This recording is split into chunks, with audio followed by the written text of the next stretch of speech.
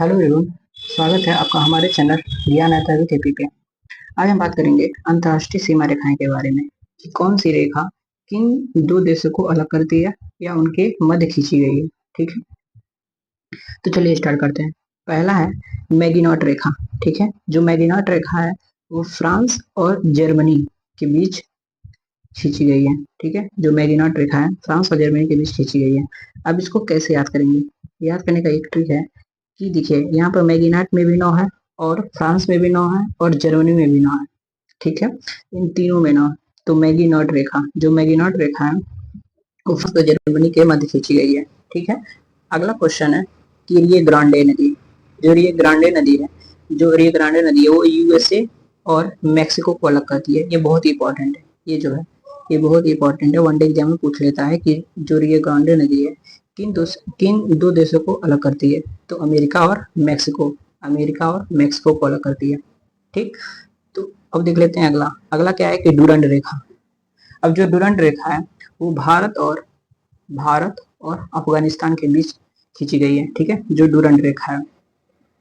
अगला देख लेते हैं। अगला है रेड क्लिफ रेखा। जो रेड क्लिफ रेखा है वो भारत और पाकिस्तान के बीच खींची गई है। ठीक, अगला है मैकमोहन रेखा। जो मैकमोहन रेखा है वो भारत और चीन के मध्य खींची गई है। ठीक, अगला है जीरो लाइन। जीरो लाइन जो है भारत और बांग्लादेश के मध्य खींची गई है। ठीक, तो पहला क्या था?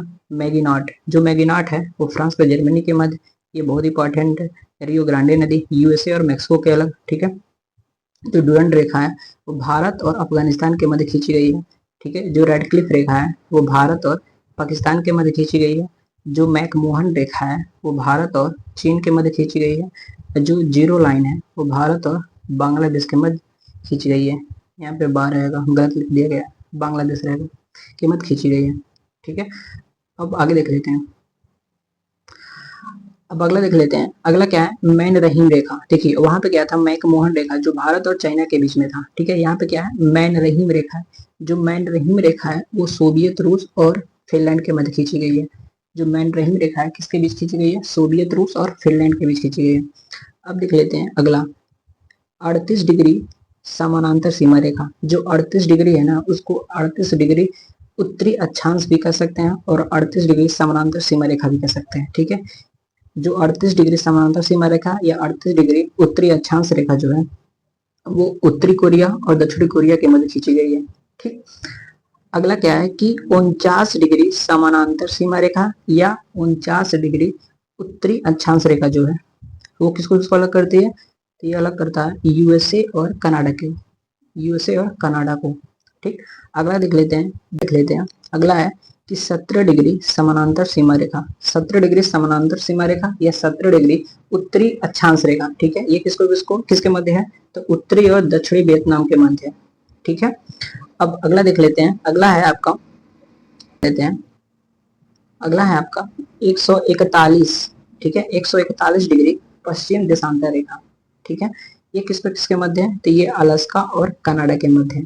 अलास्का और कनाडा के मध्य कौन सी रेखा?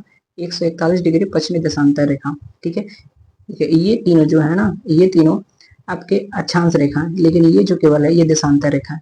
ठीक, अब बात कर लेते हैं अगला बात करते हैं।